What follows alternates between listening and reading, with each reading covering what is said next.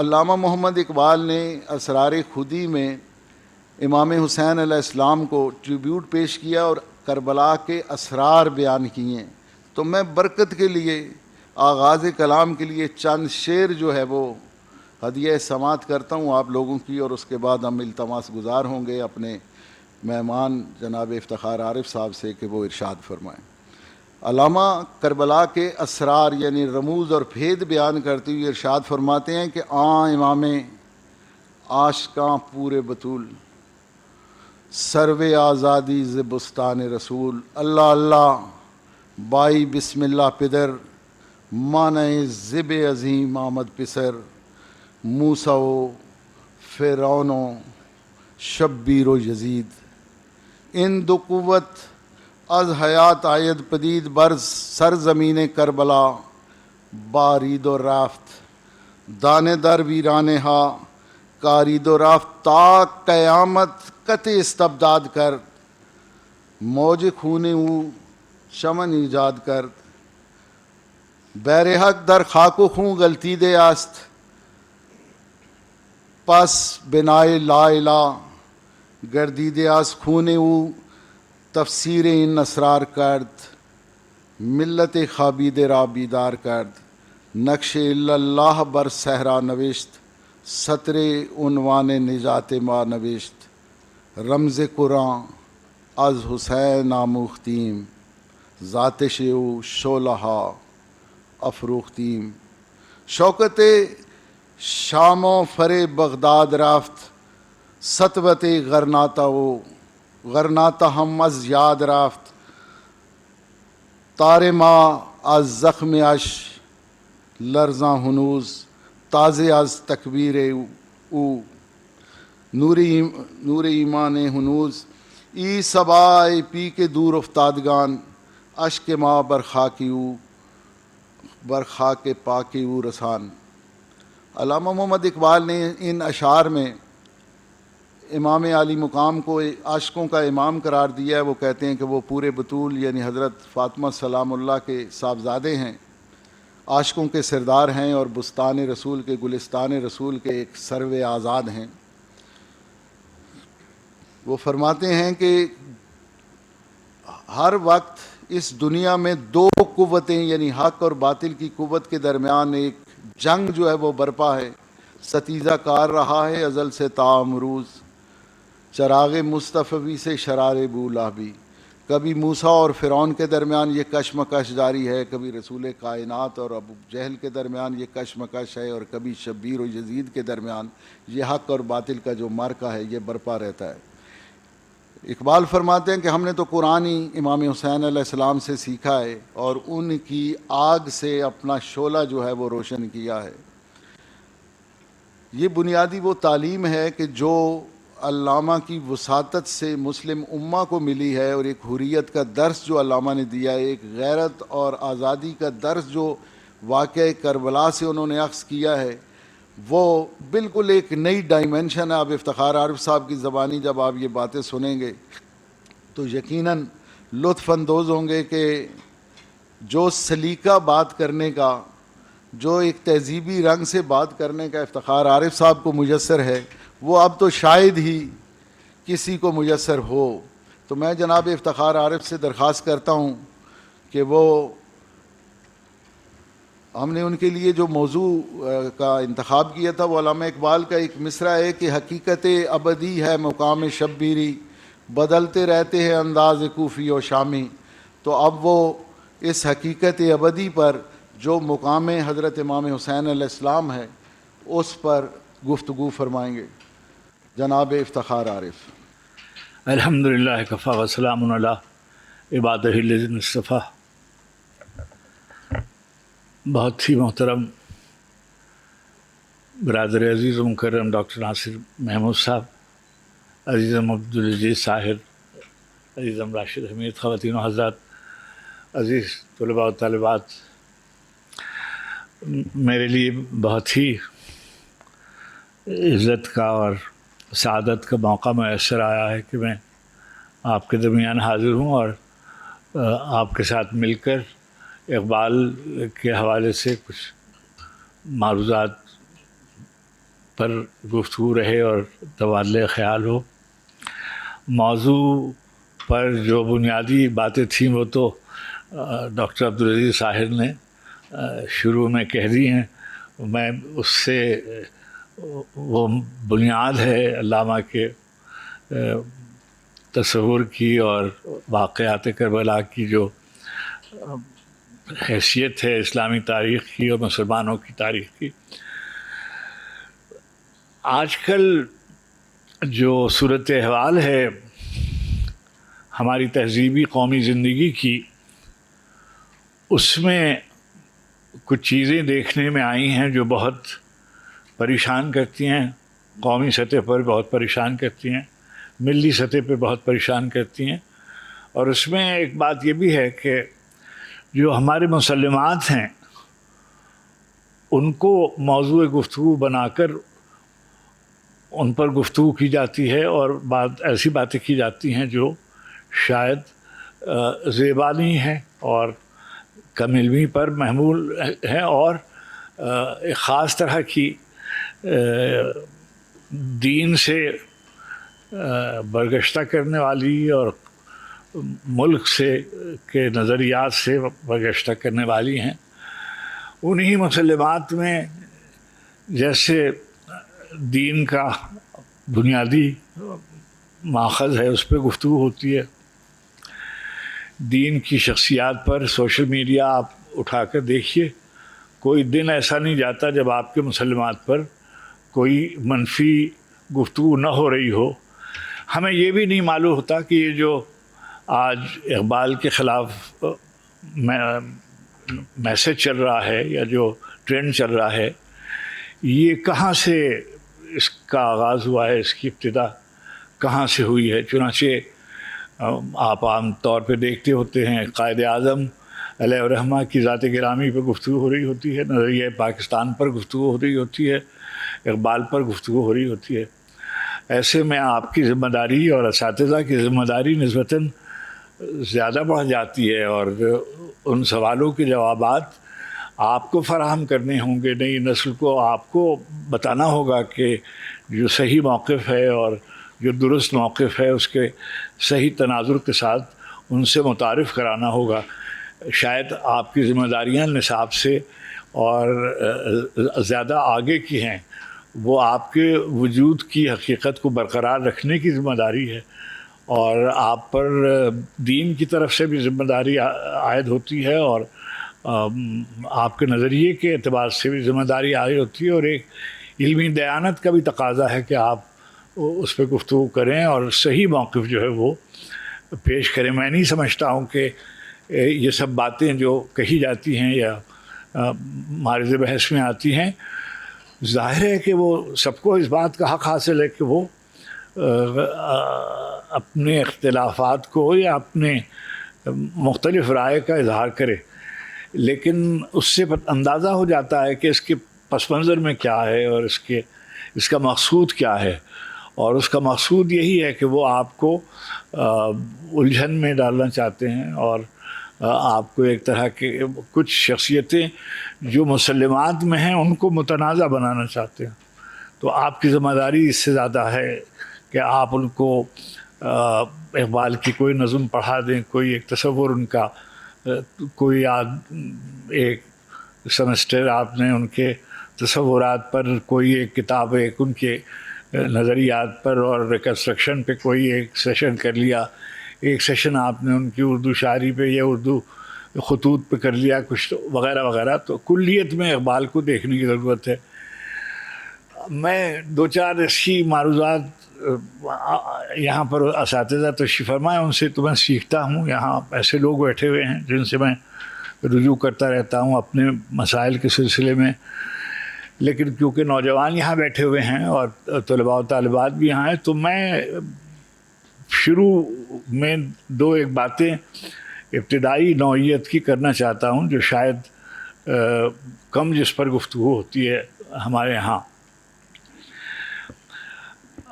دنیا کا جو ادب ہے اس میں ایک پچھلے چند برسوں سے یہاں ہمارے ہاں ملک میں یہ گفتگو ہونے لگی ہے کہ جو وہ شاعری یا وہ ادب جس میں مذہب زیر بحث آتا ہے یا جس میں روحانی واردات زیر بحث آتی ہیں وہ محل نظر ہیں، اور وہ اچھا ادب، بڑا ادب، عظیم ادب نہیں ہوتا، اس لیے کہ اس نظریے کے ماننے والے کم ہوتے ہیں یا اس کے، اور اس سے ہمارا اتفاق نہیں ہوتا۔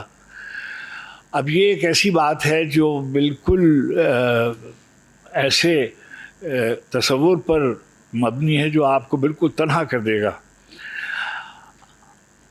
مذہبی متون، خاص طور پر روحانی متون پڑھنے کے لیے آپ سے دو بنیادی مطالبات ہیں۔ مثلاً اگر آپ رومی کو پڑھنا چاہتے ہیں یا اقبال کو پڑھنا چاہتے ہیں جو زیر بحث ہے، تو آپ کو یہ ضرور جاننا چاہیے کہ اقبال کی زندگی کا منہاج کیا ہے، اس کے تصورات کیا ہیں، اس کے نظریات کیا ہیں۔ ضروری نہیں ہے کہ آپ اس کے نظریات سے، اس کے تصورات سے، اس کے خیالات سے 100% اتفاق کرتے ہوں، مگر اس سے واقفیت آپ کی بہت ضروری ہے۔ اگر آپ فرض کیجئے کہ اس کے اصل سے واقف نہیں ہوں گے تو اس کی تعین قدر کے لیے ممکن نہیں ہے کہ آپ صحیح نہج پر قائم رہ سکیں۔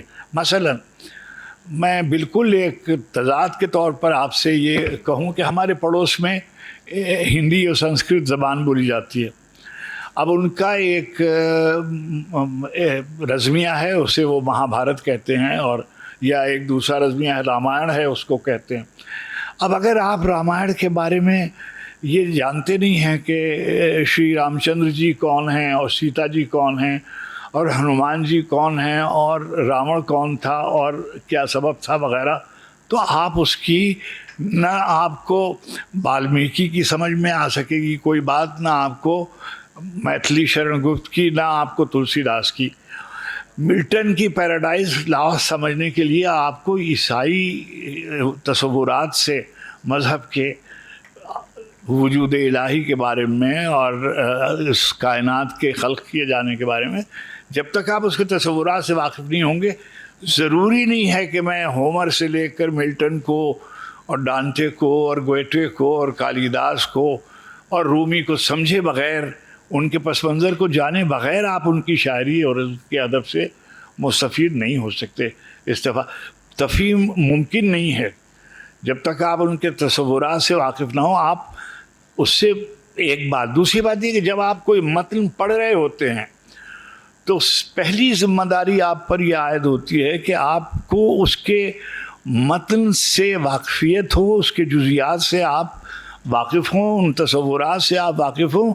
ضروری نہیں ہے کہ ان نظریات سے بھی آپ کا کلی اتفاق ہو جو آپ پڑھ رہے ہیں، لیکن اگر آپ نہیں جانیں گے، نہیں پڑھ رہے ہوں گے، تب آپ اس سے اتفاق نہیں کر سکیں گے۔ ابھی ہماری بیٹی جو تھیں وہ نعت آپ کو سنا رہی تھیں۔ اب یہ ہم روزانہ، یہ اکثر و بیشتر روزانہ سے میری مراد یہ نعت سنتے رہتے ہیں، ہمارے اجتماعی حافظے کا حصہ ہے۔ اب اس میں نعت میں ہر شعر ایسا ہے کہ جس پر بہت گفتگو کی جا سکتی ہے۔ اب یہاں طالب علم بیٹھے ہوئے ہیں، ہمارے ہاں اسی بر صغیر میں ایسے لوگ تھے جو یہ کہہ رہے تھے کہ حضور کریم علیہ الصلاۃ والتسلیم کا خیال نماز میں نہیں آنا چاہیے یا کم آنا چاہیے، یا ان کا خیال، میں اپنے زبان سے وہ جملے نہیں ادا کر سکتا ہوں، اور اس کو بحث میں لائے بغیر اقبال کا اب یہ شعر پڑھیے کہ شوق تیرا اگر نہ ہو میری نماز کا امام، میرا قیام بھی حجاب، میرا سجود بھی حجاب۔ اب اس کے بعد آپ کو اندازہ ہوگا کہ کتنے بڑے مسئلے کو انہوں نے کس قدر قوت سے رد کیا ہے بغیر کوئی اختلافی بات کیے ہوئے۔ تو اگر آپ اس تصور سے نہیں واقف ہیں، اور جیسے ابھی ڈاکٹر صاحب نے بالکل درست فرمایا کہ جو بھی اقبال نے جو بھی کہا ہے وہ قرآن کی روشنی میں کہا ہے، اور جو بھی ان کی شخصیت قرآن اور اللہ کے رسول صلی اللہ علیہ وسلم کی ذات گرامی جو ہے بس وہی ہے، اور اسی کے پرتو سے، اسی کے رشتے، اسی نسبت سے تمام چیزیں محترم ہیں، تمام چیزیں معتبر ہیں، تمام چیزیں مستند ہیں. جو وہ دیں گے وہ آپ کو قبول کرنا ہے، جو جس سے وہ منع کریں گے اس سے آپ کو رک جانا ہے. یہ بنیادی پریمیسز ہے دین کا. اور باقاعدہ گفتگو از جہان دیگر است، این زمین از آسمان دیگر است. تو یہ جو دیگر کا لفظ استعمال کرتے ہیں بار بار، اقبال کے یہاں اساتذہ بیٹھے ہوئے ہیں، یہ غور فرمائیں اور کبھی بتائیں کہ کتنی دفعہ اقبال نے یہ لفظ استعمال کیا ہے اور کب کب کن کن معنی میں وسعت پیدا کی ہے ایک اس لفظ سے. ٹیپو سلطان رحمۃ اللہ علیہ کے مزار پر تشریف لے گئے اور وہاں اس کی شہادت کا تذکرہ کرتے ہوئے اس کو وارث جذب حسین بتایا، ٹیپو سلطان شہید کو، اور کہا کہ یہ وارث جذب حسین ہے، ترکش مارا خدنگ آخری. اور مصرع کہا کہ گرچہ ہر مرگست بر مومن شکر، گرچہ ہر مرگست بر مومن شکر، مرگ پورے مرتضیٰ چیز دیگر. ہر موت جو ہے مومن کے لیے وہ شکر کی طرح ہے، مگر علی کے بیٹے کی جو موت ہے، شہادت جو ہے، وہ بالکل ایک جداگانہ بات ہے. اچھا، اب اگر فرض کیجئے کہ یہ جو ٹکڑا ہے گرچہ ہر مرگست پر مومن شکر، یہ بے ہی کربلا کے دن کا ایک واقعے کا ایک ٹکڑا ہے جس میں امام حسین کسی سے پوچھتے ہیں کہ بیٹے تمہیں موت کیسے لگتی ہے؟ وہ بچہ عربی میں جواب دیتا ہے کہ شہد سے زیادہ شیریں. وہ اقبال نے نظم کیا ہے. اب جب آپ اس واقعے کو جانتے ہیں تب یہ مصرع جب پڑھتے ہیں تو پھر آپ کو ایک اور اندازہ ہوتا ہے کیسے معنی دیگر، جس کو مقام دیگر ہے جسے آپ کہتے ہیں. حضور کا تذکرہ کرتے ہوئے ہم پڑھتے ہیں نا اب عبدہ و رسولہ، وہاں بھی دیگر کا لفظ استعمال کیا. اب دیگر، عبدہ چیز دیگر، یہ مقامات از مقامات دیگر. یہ جو مقام ہے وہ منتظر ہیں، وہ منتظر ہیں. آپ انتظار کر رہے ہیں اللہ سبحانہ تعالیٰ، اللہ کے رسول علیہ الصلوۃ والتسلیم کا معراج پر انتظار کر رہے ہیں، وہ منتظر ہیں، آپ منتظر ہیں. عبد اور ہے، عبدہ اور ہے، تو دیگر کا لفظ استعمال کر کے معنی دیگر بیان فرماتے ہیں. اب یہ ایک واقعہ ہے جو جاننا چاہیے آپ کو. اگر آپ اقبال کے اس واقعے کے حوالے سے پڑھنا چاہتے ہیں تو آپ کو کربلا کے واقعے سے آپ کے علم میں ہونا چاہیے کیا ہوا تھا، کیا نہیں ہوا تھا. تفصیلات میں جانے کی ضرورت نہیں ہے. 60 ہجری 61 ہجری میں یہ واقعہ ہوا. 680 عیسوی اکتوبر کی 10 تاریخ کو یہ واقعہ ہوا. ایک دن کا واقعہ ہے. سب تاریخ آپ کے علم میں ہے، میں اس کی تاریخ میں جانا نہیں چاہتا، لیکن اتنا تو آپ کو سب معلوم ہے کہ کیا ہوا، کیسے ہوا. خلافت راشدہ ختم ہوئی، ملوکیت کا آغاز ہوا، یزید تخت سلطنت پر بیٹھا، اس نے بیعت طلب کی، ان لوگوں نے بیعت سے انکار کیا اور یہ منزل آ گئی کہ شہادت ہوئی. بنیادی اعلان ہے جہاں پر کہ میرے جیسے لوگ یزید کے جیسے لوگوں کی بیعت نہیں کرتے. انکار کیا اور اعلان کیا اپنے منصب، اپنے منشور کا کہ جو یزید ہے یہ فاسق و فاجر ہے، اس لیے اس کی اطاعت میرے لیے جائز نہیں ہے اور اس کے خلاف قیام کرنا مجھ پر واجب ہو گیا ہے. اس سے بہت گفتگو ہوتی ہے کہ جب مدینے میں بہت سے صحابی جو تھے انہوں نے بیعت کر لی تھی تو حسین نے کیوں نہیں کی. مولانا مودودی علیہ الرحمہ فرماتے ہیں کہ جب حسین نے بیعت نہیں کی تھی تو پھر دوسروں نے بیعت کی کیوں تھی؟ جب انہوں نے بیعت نہیں کی تھی تو جو سب تاریخ بتاتی ہے کہ 4 آدمی تھے جنہوں نے اتفاق نہیں کیا. حسین ابن علی نے انکار کیا، عبداللہ ابن زبیر نے انکار کیا، عبداللہ ابن عمر نے انکار کیا، عبد الرحمن ابن ابو بکر نے انکار کیا. جو اور بھی یعنی انکار کرنے والے ہیں بیعت سے، لیکن یہ 4 وہ ہیں جن کے لیے باقاعدہ دربار سے یہ حکم نافذ ہوا وغیرہ وغیرہ. اب یہ سب تفصیل کا موقع اس کا نہیں ہے، اور یہ ہمارے موضوع سے اس کا تعلق بھی نہیں ہے. اب یہ واقعہ ہو گیا، اور اس واقعے کے فوراً بعد 2 ریکارڈ ملتے ہیں جو بیان کیے گئے. ایک شاعر ہے، اس کا نام ہے عبید اللہ ابن حر جعفی. یہ امام حسین کو راستے میں ملا جب وہ مدینے سے تشریف لا رہے تھے. امام نے اس سے کہا کہ تم میری مدد کرو، اور اس نے کہا کہ اس نے انکار کیا، اور یہ کوفے کی طرف گیا. اور جب یہ جا رہا تھا تب اس کو خیال آیا کہ میں نے تو غلط کیا، مجھے تو ساتھ دینا چاہیے تھا. اور پلٹ کے آیا تو دیکھا کہ وہاں تو واقعہ ہو چکا ہے. تو اس نے پہلا مرثیہ اس نے لکھا، اس کا نام تھا عبید اللہ ابن حر جعفی. اس کا مرثیہ کتابوں میں موجود ہے. دوسرا ایک بڑا جو اکاؤنٹ ہے وہ ولید ابن عبد الملک، ہشام ابن عبد الملک ابن مروان، جو تیسرے بادشاہ بھی ہوئے، بعد میں خلیفہ بھی ہوئے. ان کا واقعہ ہے. حضرت داتا گنج بخش نے بھی اس کو نقل کیا ہے، اور سب نے. فرزدق اس شاعر کا نام تھا. امام زین العابدین کی مدح میں اس نے قصیدہ لکھا اور یہ واقعہ لکھا.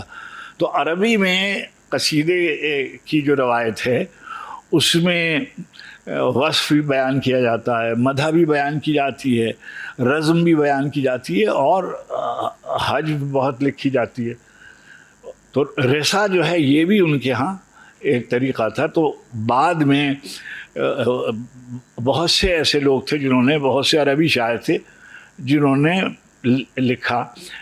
کمیت اسدی اور اسماعیل ہمیری اور فرزدق، اور ان میں جو سب سے ممتاز عربی شاعر تھا اس کا نام تھا دیبل بھی لکھا ہوا ہے بعض کتابوں میں. بہت طویل عمر پائی امام رضا کے زمانے میں، مامون الرشید کے زمانے میں. دیبل خزائی میں ان کا لے کر آیا تھا، کلیات ایران سے چھپا ہے. وہ عربی کے بہت بڑے شاعر تھے امام رضا کے زمانے میں، اور انہوں نے اشعار لکھے. فارسی میں کم و بیش سب نے ہی اچھے شعر لکھے، اور خاص طور پر ان کے ہاں ایک شاعر ہے ملا حسین وائس کاشفی ہے، روضۃ الشہداء والا. محتشم کاشانی ہیں بہت بڑے شاعر، ان کا 12 بند کہلاتا ہے. ان کا ایک مرثیہ ہے، بازیچ شورش است کے در خلق عالم است، بازیچ ماتم و چه عزا و چه ماتم است. بڑا قصیدہ ہے، سب سے بڑا شاعر مرثیے کا وہ سمجھا جاتا ہے. محسن کاشانی ہیں، ان کے بعد وصال شیرازی ہیں. قانی آخر شاعر ہے. ہمارے زمانے میں شہریار، اور بعد میں جو 3 شاعر ہیں، محمد حسین حسینی، قیصر امین پور، یہ فارسی کے شاعر ہیں. مگر جیسے نعت ہے، نعت بحیثیت صنف کے، نعتیں عربی میں بہت اچھی نعتیں لکھی گئی ہیں عہد رسالت سے لے کر اور آج تک. قصیدہ بردہ شریفی کتنے لکھے گئے، لیکن بحیثیت صنف کے نعت قائم اور نافذ نہیں ہو سکی. اسی طرح سے مرثیہ جو ہے وہ عربی اور فارسی میں بے اعتبار صنف نافذ نہیں ہوا. اردو کو یہ اختصاص حاصل ہے کہ اس میں نعت بھی بحیثیت صنف کے نافذ ہوئی، اور مرثیہ بھی بحیثیت صنف کے نافذ ہوا. یہ ایک بات کہنے کی تھی جو میں نے آپ سے اس لیے عرض کی کہ ہمیں یہ بات فخر کے ساتھ اور اس امتیاز کو یاد رکھنا چاہیے کہ ہمارے یہاں نعت اور مرثیہ جو ہے یہ اس کی بہت افضلیت ہے، اور اس میں ہم نے بہت قابل فخر کام. اور پاکستان کے قیام کے بعد نعت کے جتنے مجموعے لکھے گئے، پوری اردو ادب کی تاریخ میں اتنے مجموعے نہیں لکھے گئے. اور جتنی اچھی شاعری نعتیہ بھی اور مرثیے کی طرف. اب یہ دوسری ایک بات ہے کہ اردو میں مرثیہ جو ہے وہ پہلے تبرکاً شروع ہوا. جو دکن کے جو بہمنی بادشاہت کے بعد عادل شاہی اور گولکنڈہ کے لوگ اور قطب شاہی، یہ سارے کے سارے ایرانی تھے سلاطین، اور وہ سب تشیع سے تعلق رکھتے تھے۔ نتیجہ یہ تھا کہ جو ایرانی شاعری اور روضۃ الشہداء، مرثیہ، وہاں ہر ایک جگہ رائج تھا، اور بادشاہ خود قطب قلی شاہ جو پہلا شاعر ہے اردو کا صاحب کتاب، اس سے لے کر یہ قصہ شروع ہوا۔ اس کی میں تفصیل میں نہیں جاتا۔ دلی، لکھنؤ، یہ دو بعد میں جب مرکز ہوئے اردو کے، تو اردو مرکز لکھنؤ کو مرکزیت حاصل ہوئی۔ سودا نے مرثیے لکھے، اقبال امیر نے مرثیے لکھے، سوز نے مرثیے لکھے، مگر ضمیر، خلیق، یہ دو بزرگ، اور اس کے بعد انیس اور دبیر، یہ دو بزرگ، انہوں نے مرثیے کو جسے کہیے کہ بام عروج پر لے گئے۔ اب یہاں اس مرثیے پہ بہت سے اعتراضات ہو سکتے ہیں، اور بہت سی جس کمال پر زبان کو لے گئے اس پر بھی گفتگو ہو سکتی ہے، مگر یہ اس کا محل نہیں ہے۔ میں صرف یہ کہنا چاہتا ہوں کہ جو عروج تھا مرثیے کا، اس کا تعلق مسلمانوں کے زوال سے ہے۔ بر صغیر میں مرثیے کا عروج اس وقت ہوا جب مسلم اقتدار زوال پر آمادہ تھا۔ آپ اگر غور فرمائیے گا تو آپ دیکھیے گا کہ دکن کی جو مسلمان مملکتیں تھیں وہ بھی، اور جو ادھر شمال میں تھیں وہ بھی نہ ہونے کے برابر تھی۔ جس وقت یہ، میں نے کسی جگہ یہ بات پہلے بھی کہیں لکھی ہوئی ہے کہ یہ دو رجحانات ہیں، مرثیے میں مایوسی، علم انگیزی، گریہ، بین، اس کا تعلق انہدام سلطنت اودھ اور سلطنت مسلمانان بر صغیر سے ہے۔ چنانچہ انہوں نے ایک مقامی غم کو ایک آفاقی غم میں مضم کر دیا۔ چنانچہ جو کربلا کے آئینے میں وہ اپنی زوال کو دیکھ رہے تھے اور اس پہ گریہ کر رہے تھے، اپنے شہیدوں کا ماتم عظیم شہداء کے غم کے ساتھ کر رہے تھے، اور انہوں نے اپنے غم کو کم کر کے بڑے غم کو اپنے لیے زندگی کا طریقہ بنا لیا، اور یہ کہا کہ مال مجلس گریہ ہے۔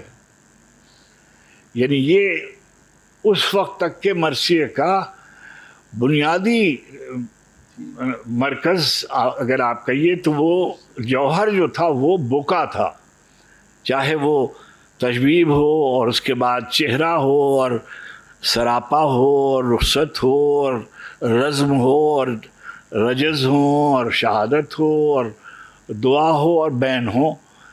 یہ تو عناصر مرثیہ ہیں، یہ سب اپنے، لیکن مقصود اس کا برکت حاصل کرنا اور اپنے آپ کو ایک بڑی محبت سے وابستہ کر کے اپنے غم کو ان کے غم میں ضم کر دینا، اور اپنے لیے ایک سکون کا خیمہ تلاش کرنا۔ تو ایک خیمہ گاہ تھی جو انیس نے زوال آمادہ مسلمانوں کے لیے فراہم کی تھی۔ یہ ایک آدمی پیدا ہوتا ہے جس کے لیے ہم آج یہاں جمع ہوتے ہیں۔ اس نے وہاں سے اپنے آپ کو، جسے کہتے ہیں، رخصت لی اور ایک بالکل نیا تصور دیا۔ نہ فارسی کے کسی مرثیہ گو شاعر نے، نہ عربی کے کسی مرثیہ گو شاعر نے حوصلہ مندی کے لیے، نئی زندگی کے لیے، کردار سازی کے لیے، عظمت بشر کے لیے یہ استعارہ، یہ علامت استعمال نہیں کی۔ پہلی دفعہ اقبال وہ شاعر ہیں کہ جنہوں نے واقعہ کربلا کو بالکل جداگانہ انداز سے دیکھا۔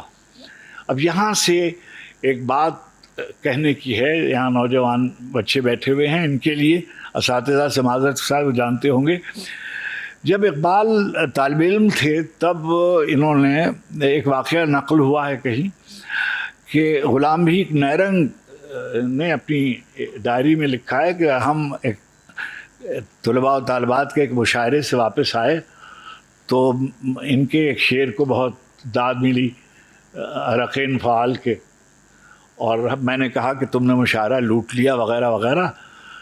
تو اقبال جو تھے وہ بہت سنجیدہ ہوئے اور انہوں نے کہا کہ میرا دل چاہتا ہے کہ میں واقعات کربلا لکھوں.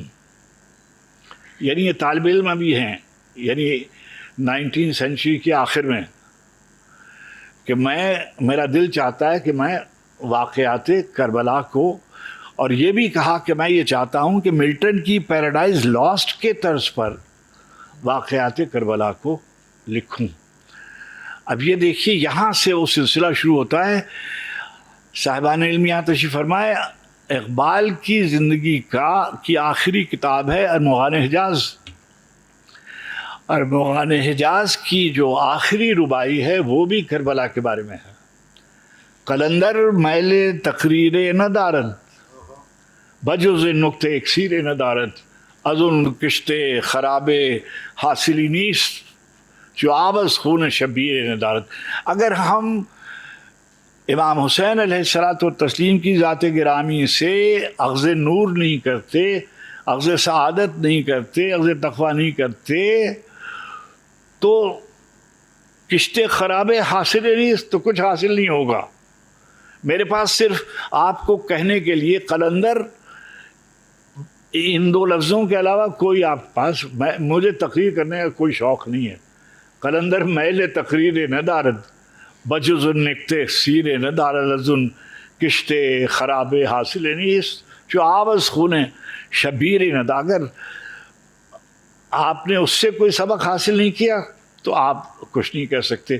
یعنی ایک یہ موضوع ہے جو آغاز شعر اقبال سے لے کر اختتام شعر اقبال تک مسلسل ایک موضوع ان کو ہانٹ کرتا رہتا تھا اور وہ اس پر لکھتے رہتے تھے. یہاں بیٹھے ہوئے ہیں عبدالعزیز ساحر، یہ بے دل پہ بہت گفتگو کرتے ہیں، اور ممکن ہے اقبال نے جو تصور عشق غیور ہے، کیس در ان انجمن حامل عشق غیور، یہ جو عشق غیور ہے، کیس در ان انجمن، اورنگزیب کی وفات ہو چکی ہے اور پوری مسلم حکومتیں جو ہیں وہ رو بزوال ہیں. مرہٹے چڑھے آ رہے ہیں، راجپوت چڑھے آ رہے ہیں، سکھ چڑھے آ رہے ہیں. جی اس وقت ایک انتشار کی صورت ہے پورے بر صغیر میں، مغلیہ حکومت پارا پارا ہو گئی. بیدی لکھتے ہیں کیست در ان انجمن حامل عشق غیور ماں ہم بے غیرتیم آئینہ در کربلا. ہم بے غیرت لوگ ہیں، ہم سب کے سب بے غیرت لوگ ہیں. آئینہ در Karbala, go to see the mirror, جاؤ جا کے کربلا والوں سے پوچھو کہ ہمیں کیا کرنا چاہیے. ایسے موقع پر جان سے گزر جانا ہمارے لیے لازمی ہوتا ہے، وہ نہیں کیا ہم نے. تو یہ جو عشق غیور کا تصور ہے اقبال کا، بالکل یہ وہ زمانہ ہے جب جدلیات کی بہت باتیں ہوتی تھیں. ابھی ساحر نے وہ شعر پڑھے، ہمارے ہاں بالکل وہی زمانہ ہے اقبال کا بھی، جب ادھر انقلاب آ رہا ہے، سوویت یونین قائم ہو چکا ہے، روسی حکومت قائم ہو چکی ہے، اور انقلابات آ رہے ہیں، اور اقبال یہ سب دیکھ رہے ہیں. مغرب میں بھی دیکھ رہے ہیں، مشرق کو بھی دیکھ رہے ہیں، مسلمانوں کی حالات بھی دیکھ رہے ہیں. صبح سے شام تک مسلمانوں کا زوال، اور حضور کے پاس ذرا سی دیر میں حضور کے پاس پہنچ جاتے ہیں کہ نظر کو ایک آبگینہ لایا ہوں، کبھی طرابلس کے شہیدوں کا یہ خیر لہو اس میں، کبھی ان کا رونا رو رہے ہیں، کبھی زوال بغداد کا رونا رو رہے ہیں، کبھی غرناطہ کے انقلاب کا رونا رو رہے ہیں. پورے وقت بار بار میری تمام سرگزشت کھوئے ہوئوں کی جستجو، آتش رفتہ کا سراغ. Go back to the history, Muslim history. وہاں سے انہوں نے اب میں یہ بات کہتا ہوں کہ خیمہ حسینی سے اقبال نے تصور حرکت، تصور خودی برآمد کیا، تصور حریت برآمد کیا۔ اب اگر آپ پڑھنا شروع کیجئے اقبال کو تو پہلی کتاب ان کی فارسی میں سب جانتے ہیں، آپ سب واقف ہیں ان سے، اسرار خودی جو ہے، اردو کی کتاب بعد میں آئی ہے، پہلے اسرار خودی آئی۔ اس میں شروع میں ہی انہوں نے کچھ باتیں واضح کر دی تھیں، یہ بات کہہ دی تھی کہ میں نے جو بھی لکھا ہے وہ سب کتاب الہی کی روشنی میں لکھا ہے، اور یہ بھی لکھا ہے کہ اگر میں نے کوئی بات خلاف قرآن لکھی ہو تو روز حشر مجھ کو حضور صلی اللہ علیہ وآلہ وسلم کی قدم بوسی کی سعادت سے مجھے محروم کر دیا جائے۔ اپنے آپ کو اتنی بڑی سزا دی، بے نصیب از بوسہ پاک کن مرا، روز محشر خار و رسوا کن مرا۔ حشر کے دن مجھ کو نبی کریم علیہ الصلوۃ تسلیم کی شفاعت نصیب نہ ہو، مجھے ان کی قدم بوسی کی سعادت میسر نہ آئے اگر میں نے کوئی بات خلاف، اور بار بار وہ کہتے تھے کہ محمد سے وفاتوں نے تو ہم تیرے با مصطفیٰ برساں خیش را کے دی ہم اوست اگر بہو۔ تو حضور صلی اللہ علیہ وسلم جو ہیں وہ ان کی مرکز و محور ہیں ان کی پوری شاعری کا۔ اب دوسری بات میں طالب علموں کے نقطہ نظر سے کہہ رہا ہوں کہ بیٹے یہ وہی زمانہ ہے جب وہ شعر کہہ رہے ہیں، اور اردو دنیا کے بہت باہر دنیا میں بڑے بڑے شاعر لکھ رہے ہیں، اور سب سے بڑا شاعر مغرب کا جو کہلاتا ہے وہ بھی اسی زمانے میں شعر لکھ رہا ہے۔ ویسٹ لینڈ لکھی جا رہی ہے، 1922 میں ویسٹ لینڈ لکھی گئی، اور جو ایلیٹ ہے اس نے ویسٹ لینڈ میں جتنی کتابوں کے حوالے دیے ہیں، جتنے تصورات کے حوالے دیے ہیں، جتنی شخصیتوں کو نقل کیا ہے، جن کو کوٹ کیا ہے اور جس کے حاشیے لکھے گئے ہیں، اتنے کسی اور مغرب کے شاعر اور ادیب نے نہیں کیے۔ اب میں آپ سے طالب علمانہ گزارش کرتا ہوں کہ اگر آپ رجال اقبال پر غور فرمائیں تو آپ کو اندازہ ہوگا کہ کوئی اور 20ویں صدی کا شاعر نہیں، کسی بھی صدی کے کسی شاعر کے یہاں اتنے رجال، اتنے فکر کے، اتنے منابع، اتنے مآخذ، اتنے حوالے استناد کے ساتھ نہیں دیے گئے جتنے اقبال کی شاعری میں ہیں۔ رجال اقبال کا آپ مطالعہ فرمائیں تو آپ کو اندازہ ہوگا، کتابوں کا 60 برس تو زندگی کے کچھ نہیں ہوتے، مگر اتنا پڑھا لکھا شاعر جو ہے وہ پوری اردو دنیا میں نہیں، کسی بھی دنیا کے شعراء میں اتنا پڑھا لکھا آدمی جس نے مشرق اور مغرب دونوں کے شعراء کو، جن کے افکار کو، جن کے فلسفیوں کو، جن کے مذہبی علماء کو جس طریقے سے پڑھا تھا، شاید ہی کوئی اور، میری نظر میں ایک طالب علم کے طور پر یہ کہہ رہا ہوں کہ میں نے نہیں دیکھا۔ حضور علیہ الصلوۃ تسلیم کے بعد جو رول ماڈل ایک بڑے فلسفی کے ہاں ایک نظام فکر ہوتا ہے۔ نظام فکر کیا ہے؟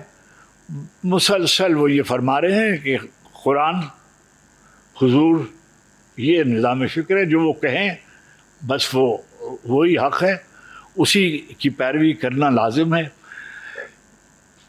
اب اس کے حوالے سے اگر آپ دیکھیے تو جو کیونکہ آج کا موضوع وہ ہے، تو اہل بیت علیہم الصلوۃ والتسلیم جو ہیں وہ ان کے رول ماڈلز کے طور پر سب سے زیادہ نمایاں ہیں۔ اگر آپ دیکھیے گا تو اسرار خودی کا ذکر ابھی ظاہر کر رہے تھے، تو جب وہ شروع ہوتی ہے کتاب تو اس میں انہوں نے رول ماڈل کے طور پر امیر المومنین علی ابن ابی طالب کا تذکرہ کیا، پہلے ان کا تذکرہ کیا، مسلم اول شہ مردہ علی وغیرہ، اور امیر المومنین علی ابن ابی طالب کی شخصیت کو بیان فرمایا۔ دوسری شخصیت جس کو انہوں نے بیان فرمایا وہ جناب سیدہ فاطمہ سلام اللہ علیہا ہیں. اب کیونکہ طالب علموں کو پتہ ہونا چاہیے کہ وہ رول ماڈل دیکھ رہے تھے کہ کیا رول ماڈل ہونے چاہیے. تو انہوں نے مولانا گرامی کو خط میں، ان کے خطوط میں یہ ہے کہ میں نے منتخب کیا ہے اور میں نے یہ دیکھا ہے کہ اگر میں کسی کا انتخاب کروں تو جناب فاطمہ سلام اللہ علیہا جو ہیں ان کی ذات گرامی ایسی ہے کہ جو خواتین کے لیے سب سے زیادہ مؤثر آئیڈیل کے طور پر پیش کی جا سکتی ہیں. اور پھر مولانا کو لکھا انہوں نے کہ میں نے اسٹرکچر اس کا اقبال بحیثیت شاعر کے، یعنی میں کبھی کبھی مجھے خیال آتا ہے کہ بحیثیت شاعر ان پہ گفتگو کم ہوتی ہے لیکن ہونی چاہیے. فکر کے علاوہ جو ان کا جو ایز اے پوئٹ جتنے بڑے آدمی وہ تھے تو انہوں نے پہلے سے اس کا اسٹرکچر طے کیا ہوا تھا کہ یہ جو نظم ہوگی یہ میں ایسے کروں گا کہ میں یہ کروں گا، میں یہ کروں گا، میں یہ کروں گا. جابر ابن عبداللہ انصاری رضی اللہ عنہ جو ہیں یہ اللہ کے رسول کے ان صحابیوں میں ہیں جن کی عمر بہت ہوئی، یعنی اللہ کے رسول کے زمانے سے لے کر امام محمد باقر تک کے زمانے تک حیات رہے. یہ سب سے آخر میں آخر کے لوگ ہیں. ان سے ایک حدیث روایت ہوتی ہے اور اہل تشیع بہت اس کو پڑھتے ہیں. ہمارے ہاں بھی اس کا انکار نہیں کیا جاتا، سواد اعظم میں بھی ان کا انکار اس طرح سے نہیں کیا جاتا، آیت تطہیر کا انکار جیسے نہیں کیا جاتا. تو اس میں حضرت فاطمہ سلام اللہ علیہا اس کو حدیث قصہ کہتے ہیں. حضرت ام سلمہ سلام اللہ علیہا سے بھی اس کی روایت ہے اور جابر ابن عبداللہ انصاری کے حوالے سے بھی روایت کہ حضور تشریف فرماتے، حضور تشریف لائے جناب فاطمہ کے یہاں اور ایک چادر وہ آیت تطہیر کے نزول کے بیان میں یہ سب تفصیلات آتی ہیں. تو انہوں نے اس کو شاید، یہ میرا خیال ہے، شاید اس کو اپنا مرکز قرار دے کر انہوں نے نسبتیں جناب فاطمہ سلام اللہ علیہ کی طے کر کے اس نظم کا اسٹرکچر تیار کیا. ڈاکٹر علی شریعتی ایران کے جو فارسی کے اور اسلام کے بڑے اسکالر ہیں، انہوں نے جو کتاب لکھی ہے ایک فاطمہ فاطماست، اس کو بھی بنیاد انہوں نے انہی اقبال کی فکر کو بنایا ہے. وہ کیا ہے؟ انہوں نے کہا کہ عورتوں کے لیے مادرہ را اسوہ کامل بطول، سیرت فرزندہ از امہات.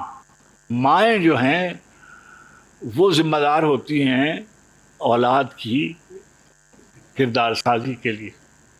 اس کو انہوں نے اور کہا کہ 3 نسبتیں تھیں جناب فاطمہ کی، اور وہ 3 نسبتیں اقبال نے بیان کی ہیں. مریم از یک نسبت عیسیٰ عزیز، اس سے نسبت حضرت زہرا عزیز. مریم جو ہیں سلام اللہ علیہا، ان کے صاحبزادے تھے حضرت عیسیٰ علیہ السلام. ایک نسبت کی وجہ سے وہ مشہور ہیں. مریم از یک نسبت عیسیٰ عزیز، اس سے نسبت حضرت زہرا عزیز. اب محسن بحیثیت شاعر کے جناب ناشاد صاحب انہوں نے فاطمہ نہیں لکھا، سیدھا لکھ سکتے تھے اس سے نسبت فاطمہ زہرا عزیز، نہیں لکھا، حضرت زہرا عزیز لکھا. نام بھی پورا احتراماً تعظیماً نہیں لکھا، اس سے نسبت حضرت زہرا عزیز.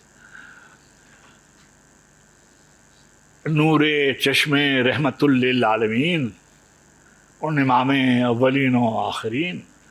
وہ نور چشم تھیں نبی کریم علیہ السلام کی جو امام تھے اولین و آخرین کے. ان کے جان در پائے کرے گئے تھی دمید روزگار تازہ آئین آفرید. اس دنیا کو جنہوں نے ایک نیا آئین دیا تھا وہ ان کی آنکھوں کا نور تھی.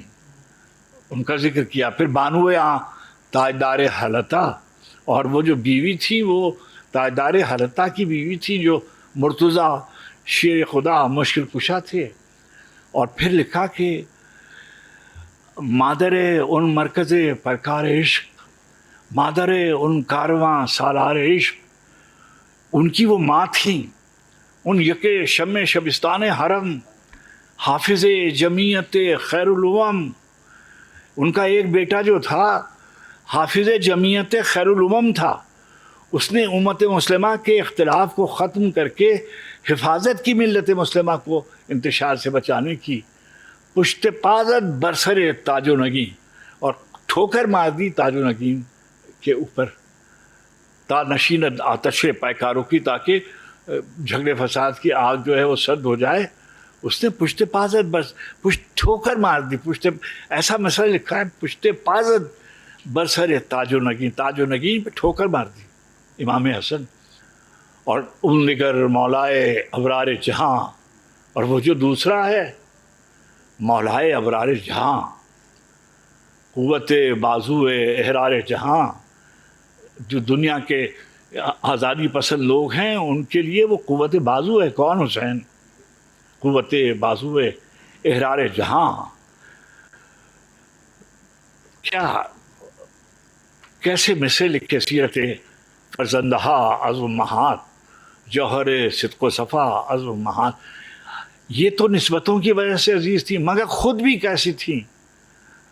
گریہائے اوز بالن بے نیاز، روتی تھیں مگر تکیہ نہیں تھا، جا نماز پر روتی تھی. اشک افشندے بدامان نماز، گریہائے اوز بالن بے نیاز، اشک افشندے بدامان نماز. اشک او برچی جبریل الزمی، ہم چو شبنم ریخت در عرش بری. اب بہت کہتے تھے نا ہمارے جاوید اقبال مرحوم، کہا کرتے تو میں انہیں چھیڑا کرتا تھا. اب یہ دیکھیے کہ ایک شعر ہے اس کا آخری، رشتہ آئین حق زنجیر پاست، یعنی نبی کریم علیہ الصلوۃ والتسلیم کا جو قانون لایا ہوا ہے وہ میرے پیروں کی زنجیر ہے. رشتہ آئین حق زنجیر پاست، پاس فرمان جناب مصطفیٰ است. مجھ کو فرمان مصطفیٰ کا پاس ہے.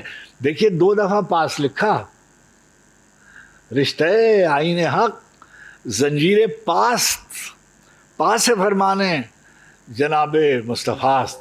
مجھے ان کے حکم کا خیال آ جاتا ہے، ورنہ گردے تربتش گردیدمی، ورنہ میں ان کی قبر کا طواف کرتا، سجدہا ور خاک او پاشیدمی، اور میں ان کی قبر کے اوپر سجدے کرتا. یہ جناب جہاں سے بیٹے اس کو ختم کرتے ہیں، امیر المومنین پہ ایک نظم لکھتے ہیں مرد کامل کے طور پر. اب وہ موضوع میرا زیر بحث نہیں ہے، مگر میں نوجوان بیٹھے ہوئے ان کے لیے کہوں کہ جو ابھی رہبر معظم امام خامنئی کا جب انتقال ہوا تو اس سے 2 دن پیشتر ان کا ایک کلپ چل رہا تھا، اس میں انہوں نے اقبال کے 2 شعر پڑھے،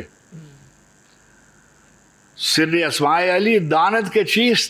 تم کو معلوم ہے کہ اس علی کے نام کے کیا امتیازات ہیں، اسرار ہیں اس کے.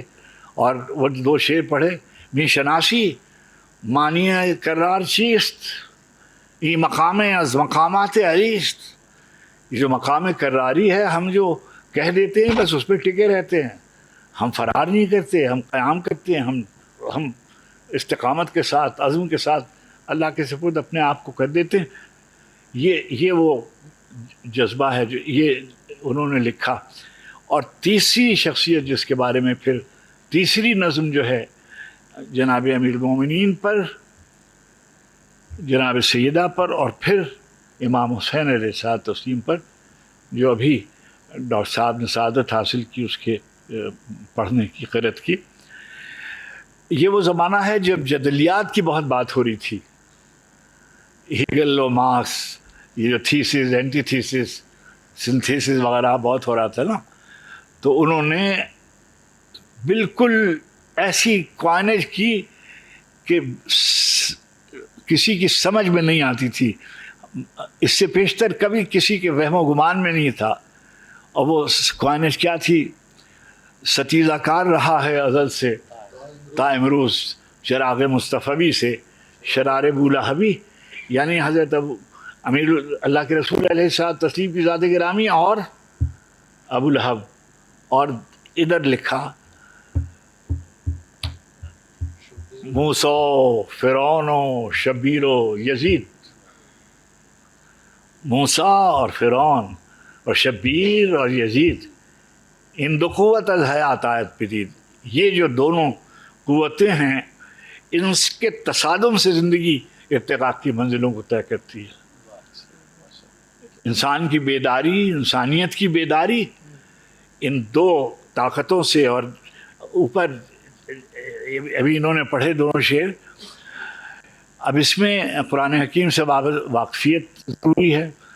پہلے لکھا تھا، انہوں نے لکھا کہ اب کیونکہ حضرت فاطمہ کا تذکرہ ختم ہوا ہے اور ان کا تذکرہ شروع ہوا ہے، تو انہوں نے ان سے شروع کیا. ہاں امام عاشقاں پورے بطول، عاشقوں کا امام، بطول کا بیٹا ہے نا. ہاں امام عاشقاں پورے مطول، سرو آزادی زبستان رسول. اللہ کے رسول صلی اللہ علیہ وسلم کے باغ ایمانی کا سب سے سرقد آدمی. اور دوسرا اس کا شعر ہے اللہ اللہ بائے بسم اللہ پدر، مانیے ذبح نظیم آمد پسر. اب بیٹے یہ جو ہے مجھے نہیں معلوم ہے، زیادہ نہیں کر. اب اللہ اللہ بائے بسم اللہ پدر، اللہ کے رسول سے، نبی کریم سے روایت ہے انا مدینۃ العلم وعلیون بابوہا، ہے نا، کہ میں علم کا شہر ہوں اور علی اس کا دروازہ ہے. تو وہ اس کو انہوں نے لکھا ہے کہ بائے بسم اللہ بدر. خود امیر المومنین فرماتے ہیں کہ جو کچھ قرآن میں ہے وہ سب سورہ الحمد میں ہے، جو کچھ سورہ الحمد میں ہے وہ سب بسم اللہ میں ہے، اور جو کچھ بسم اللہ میں ہے وہ بائے بسم اللہ میں ہے. وہ انا نقطۃ تحت البا، اور میں بے کے نیچے کا وہ نقطہ ہوں. یہ وہ نے فرمایا. اقبال نے اس کو لکھا اللہ اللہ بائے بسم اللہ پدر، مانیے ذبح نظیم آمد پسر. اور جو بیٹا ہے وہ ذبح عظیم ہے. اب قرآن حکیم میں کی آیت ہے تو سب آپ جانتے ہیں کہ قربانی کا جو واقعہ ہے وہ، اب اس میں یہ ہے کہ جناب ابراہیم علیہ الصلوۃ والتسلیم حضرت اسماعیل سے پوچھتے ہیں کہ بیٹا رات کو میں نے خواب میں دیکھا ہے کہ میں تم کو ذبح کر رہا ہوں، تمہارا کیا خیال ہے؟ تو آپ نے حضرت اسماعیل نے فرمایا کہ آپ حکم کو بجا لائیے، جو آپ کو حکم ہوا ہے میں حاضر ہوں. اور پھر قرآن کا آخری ٹکڑا صدقت، اور ابراہیم نے اپنے رویا کو سچ کر کے دکھایا. اور فدینا، اور ہم نے پھر بھی قبول کر لیا اس گوسفند کو، اور ہم نے اس کو بدل دیا، ذبح عظیم سے بدل دیا. تو ذبح عظیم کا جو لفظ ہے، بعض ہمارے مستند مفسرین نے اس میں اہل تشیع اور اہل تسنن وغیرہ کا قصہ نہیں ہے، سب یہ کہتے ہیں کہ جو سر شہادتین جو ہے اس میں کہ یہ جو ہے ذبح عظیم جو ہیں وہ چنانچہ غریب و سادہ و رنگی ہے داستان حرم، اور یہ آپ پڑھتے رہتے ہیں. نہایت اس کی حسین، اچھا اب آپ اس میں نہایت اس کی حسین ابتدا ہے اسماعیل جو ہے یہ اسی شعر کا حصہ ہے. مگر اس میں اقبال نے جب یہ لکھے تھے شعر تو بعض اس میں اشعار ایسے مصرے تھے جس سے پوچھ گچھ شروع ہوئی.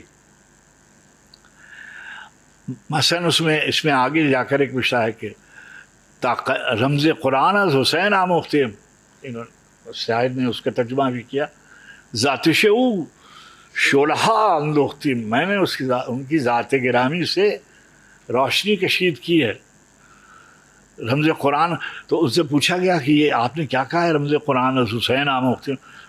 تو انہوں نے کہا کہ قرآن کا جوہر یہ ہے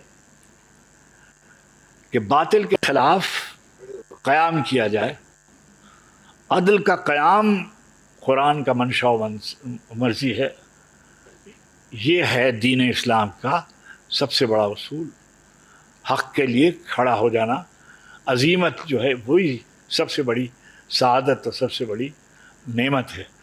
تو میں نے یہ حسین سے سیکھی. ذاتش او شلحا اندوختم قرآن از حسین آموختیم، ذاتش او شلحا اندوختیم تا قیامت قطع استبداد کرد، موج خون او چمن ایجاد کرد. قیامت تک کے لیے انہوں نے ایک مثال قائم کر دی کہ جب ظلم ہو تو پھر آپ کو پھر یہ نہیں دیکھتے کہ کیا قربانی، کیا چیز قربان نہیں کی جا سکتی. حق کے راستے پر گھر چھوڑا جا سکتا ہے، ہجرت کی جا سکتی ہے، بچوں کو قربان کیا جا سکتا ہے، مگر ظلم کو قبول نہیں کیا جا سکتا. یہ ہے تا قیامت قطع استبداد کر، موج خون او چمن ایجاد کرد، نقش اللہ بر صحرا نوشت، سطر عنوان نجات ماں نوشت. انہوں نے میری نجات کا سامان فراہم کر دیا ہے. اب یہ لکھنا یہ اقبال ہی لکھ سکتے تھے. اور بار بار وہ کہتے ہیں کہ خلیل بھی ہے عشق، عشق اور صبر حسین بھی ہے عشق، معرکہ وجود میں بدر و حنین بھی عشق ہے، نہیں ستیزہ کار رہا ہے. اچھا اب دیکھیے یہ دو طاقتیں ہیں. اب آپ اس کو آج پڑھ کے دیکھیے، بدلتے رہتے ہیں اندازے کوفی و شامی، حقیقت ابدی ہے مقام شبیری. بدلتے رہتے ہیں اندازے کوفی و شامی. میں کبھی کبھی یہ بھی کہتا ہوں کہ بدلتے رہتے ہیں، اس کی قرت یہ بھی ہو سکتی ہے بدلتے رہتے ہیں انداز کوفی و شامی. طرح طرح سے حملہ آور ہوتے ہیں، طرح طرح سے سازشیں کرتے ہیں حق کے خلاف، خیر کے خلاف. تو حسین کربلا کا استعارہ اقبال نے بالکل ان کو زندہ کر دیا. یعنی میں آپ سے عرض کروں کہ پوری عالمی شاعری میں کربلا کے شعری استعارے کو جیسے اقبال نے لکھا ہے ویسا کسی نے نہیں لکھا. اور میں سمجھتا ہوں کہ مجھ کو ان کے ایک ادنا طالب علم کے طور پر، ان کے ادنا عاشق کے طور پر میرے لیے یہ فخر کی بات ہے.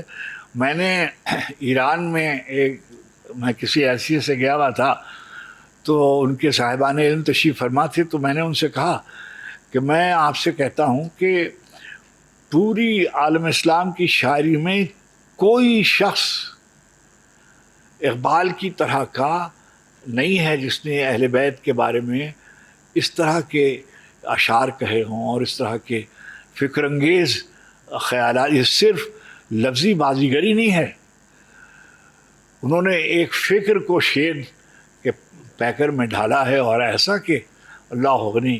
میں وہاں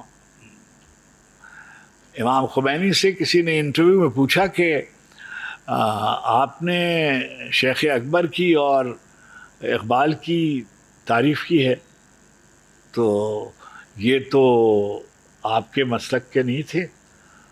تو انہوں نے کہا کہ اقبال اور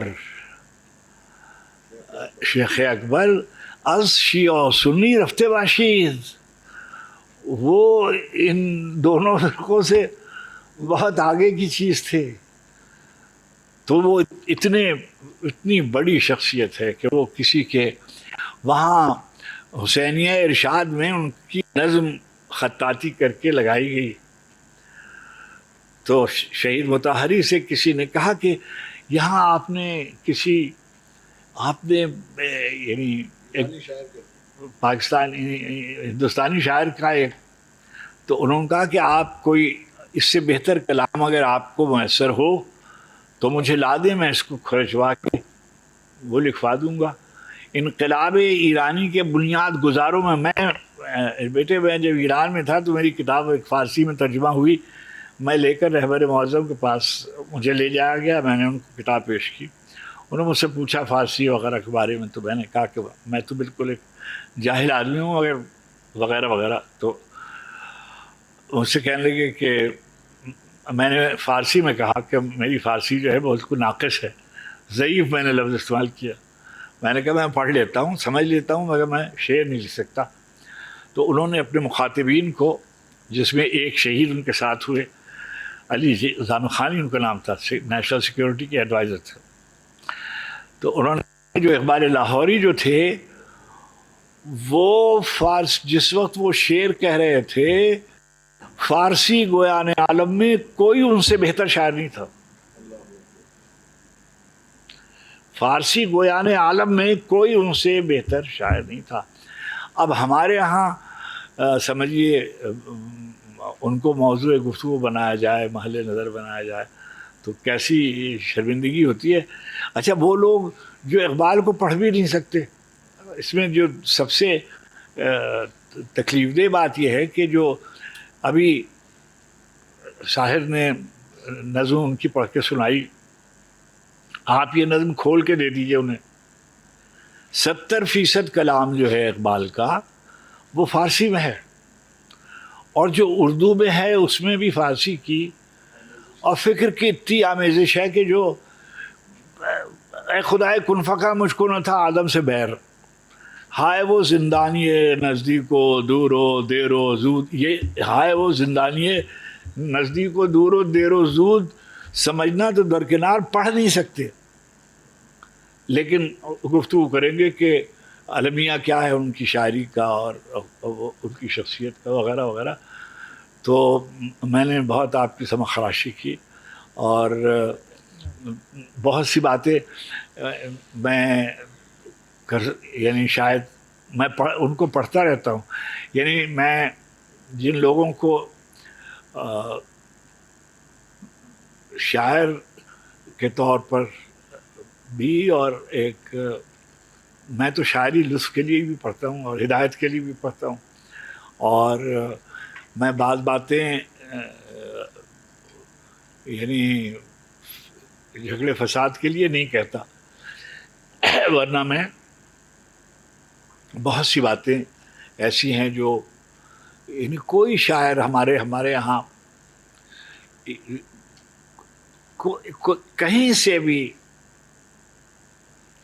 ابھی بیٹی ہماری پڑھ رہی تھی نا شعر، بیٹے اگر آپ کلیات دیکھیں نا اقبال کی جو ان کے ہاتھ کا لکھا ہوا ہے،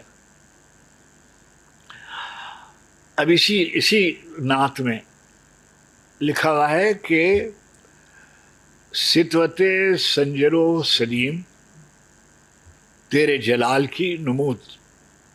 اچھا اب کیا ہے کہ ستوت سین،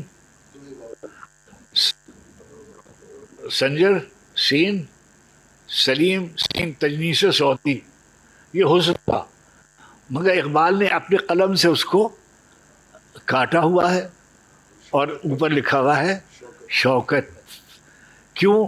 اس لیے کہ جو شوکت کی ساؤنڈ ہے نا، شوکت سنجر و سلیم. ہاں اب یہ وہی کر سکتے تھے، یہ انہی کو زیبا تھا کہ وہ لکھتے ایسے، یعنی ہماری طرح کوئی خراب شاعر ہوتا اس نے گزر جانا تھا اس سے، مگر وہ ان کے ہاں ان کا جو شاعر ہے وہ غالب آ جاتا ہے، ان کو وہ کہتے رہتے ہیں کہ میری نوائے پریشاں کو شاعری نہ سمجھ لو، اگر آپ سے نہیں کہہ رہے، وہ اپنے آپ سے کہہ رہے ہیں.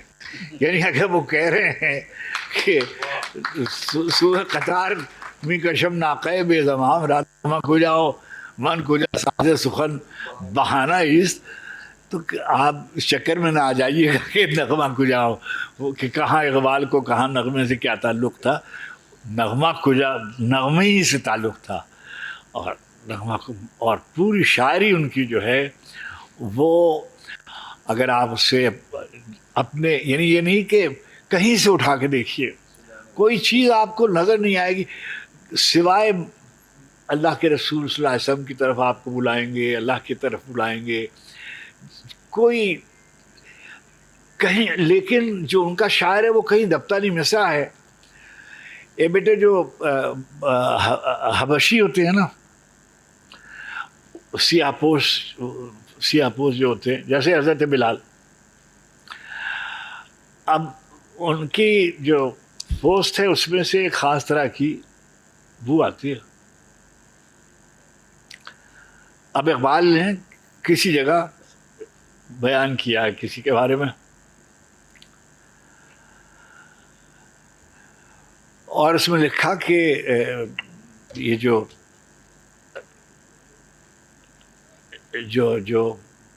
کیا ہوتا ہے، یہ جو ہرن کا نافع ہوتا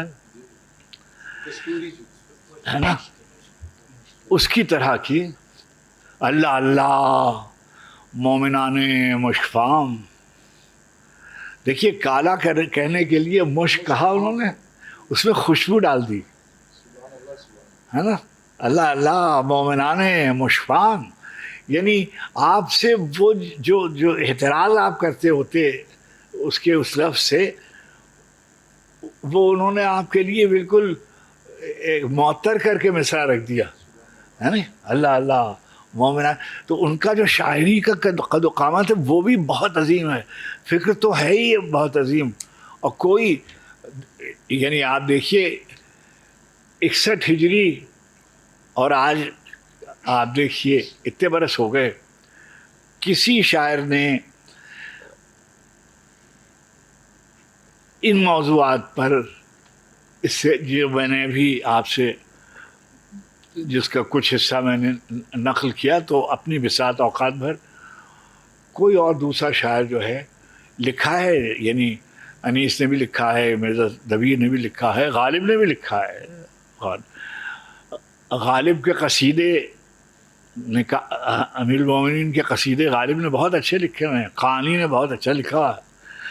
مگر آپ اقبال کے قصیدے رکھ کر اور ان کے قصیدے رکھ کے پڑھیے تو آپ کو اندازہ ہوگا کہ کیسے، یعنی یہ جو اس میں خلاقی اور اللہ کی طرف سے عطا، یعنی اللہ کی طرف سے عطا، وہ تو کوئی لفظ لکھ ہی نہیں رہے جب تک ادھر سے عطا نہیں ہو رہی. اور اللہ سے ان کا تعلق، اللہ کے رسول سے ان کا تعلق، اللہ کے رسول کی ایک ایک چیز سے ان کا رشتہ، اہل بیت سے ان کا تعلق، صحابہ سے ان کا تعلق، مومنین سے ان کا تعلق، کون ہر ایک کو ایکمٹ. یعنی میں تو استاد نہیں ہوں، اور میں جیسے مثلا اقبال منصور ہے، جیسے قرۃ العین طاہرہ ہے، جیسے غالب ہے. یعنی عام آدمی تو ان کے بارے میں کوئی اور رائے رکھتا ہے نا، جب اقبال ان تک کو اکوموڈیٹ کرنے کے لیے تیار ہیں اور آمادہ ہیں کہ کسی صورت سے ان کو جنت میں لے جائیں. نہیں لے جا رہے لیکن لے جانا چاہتے. تو بہت بہت بڑی شخصیت، شاعر بھی بڑے، مفکر بھی بڑے، اور جس بھی موضوع پر رجوع فرماتے ہیں اس میں کوئی چیز رہ نہیں، جیسے کہتے نہیں رہ نہیں جاتی. ہم تو بہت سیکھتے ہیں ان سے بحیثیت طالب علم کے، بحیثیت ایک مسلمان کے، اور دعا کرتے ہیں کہ اللہ تعالی ہمیں مشہور کرے ان لوگوں میں جو محمد و آل محمد کے ساتھ اٹھائے جائیں گے. اور اقبال کا تو بڑا درجہ ہے، تو بالکل کوئی اس میں، بہت مہربانی آپ کی. کوئی پوچھنا چاہیں کوئی سوال؟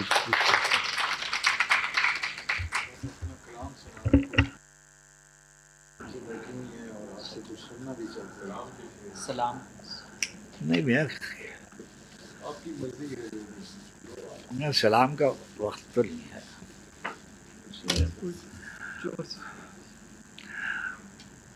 میں تو کوئی میں نے جو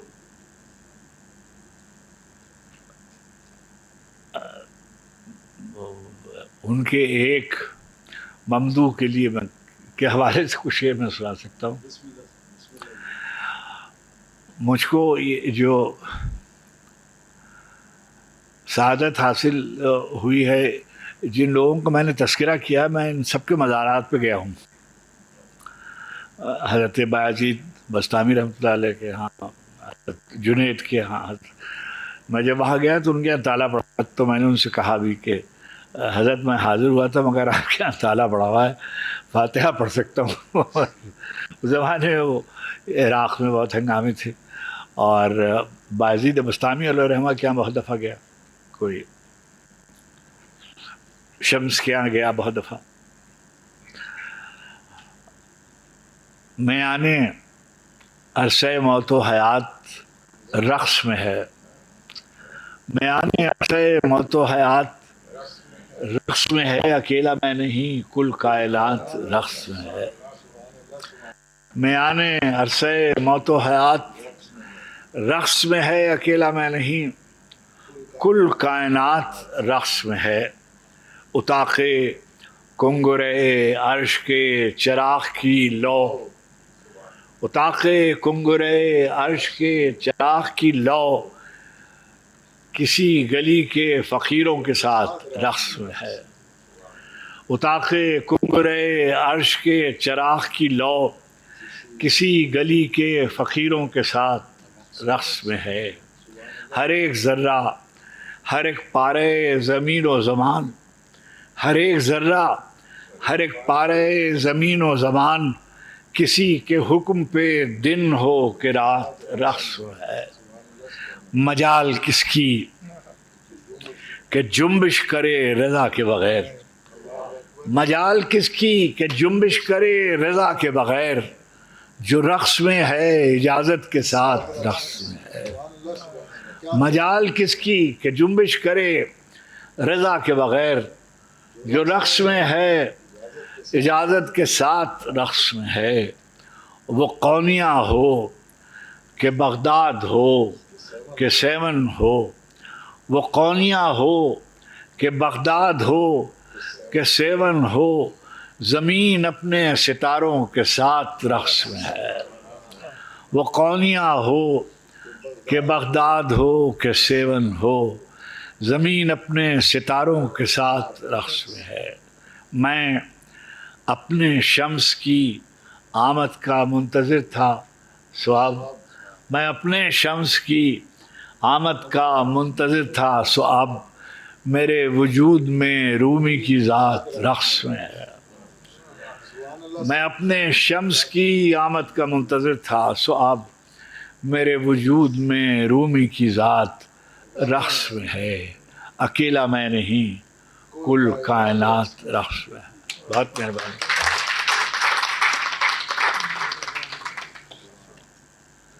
بس